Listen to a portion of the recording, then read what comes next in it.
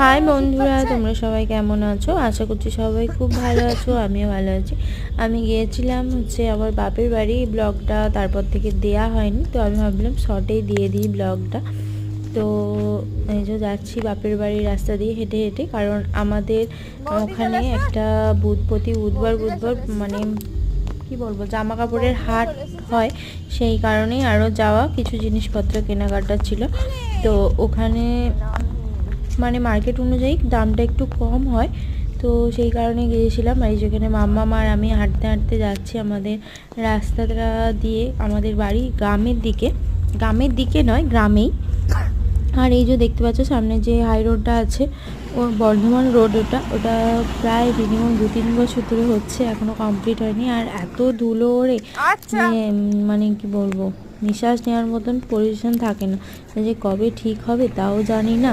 খুবই বাজে পরিস্থিতিতে পড়ে রয়েছে। আর এই যে আর বাস স্ট্যান্ড, মানে এটা বাস স্টপেজের ওখানে আমার বাবার একটা ছোট দোকান আছে, সেখানে আমার মা ছিলেন, মাকে নিয়ে ভাবলাম হাটে চলে যাব। তো ওখান থেকে যেই কিছু জিনিসপত্র কেনাকাটার আছে, এই যে দেখো হাটের মুখে যাচ্ছি। আর সাইডে আমাদের এখানে মা সারদা দেবীর মন্দির আছে, অনেক সবাই হয়তো চেনো, অনেকে চেনো না।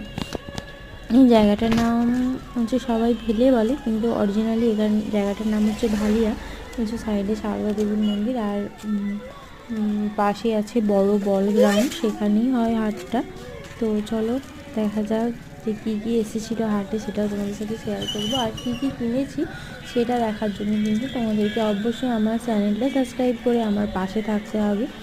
আর প্লিজ তোমরা সবাই আমাকে একটু সাপোর্ট করো, আমার পাশে থেকো। এই চ্যানেলটা আমার অনেক শখের, জানি না চ্যানেলটা কী এমন হলো, কার নজর লাগলো, একদম সব শেষ হয়ে গেল, একদম ভিউ আসে না, আর সাবস্ক্রাইবার বাড়েন না।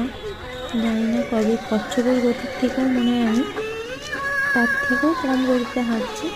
তাদের ভাইয়ের সাথে কথা বলতে বলতে চলে এসেছি হাটের মধ্যে।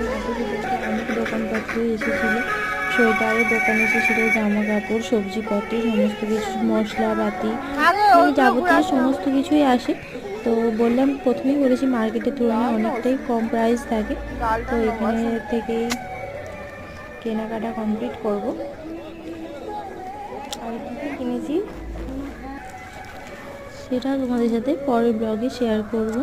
ততক্ষণ তোমরা ভালো থেকো, সুস্থ থেকো, প্লিজ আমাকে একটু সাপোর্ট করো, আমার পাশে থেকো।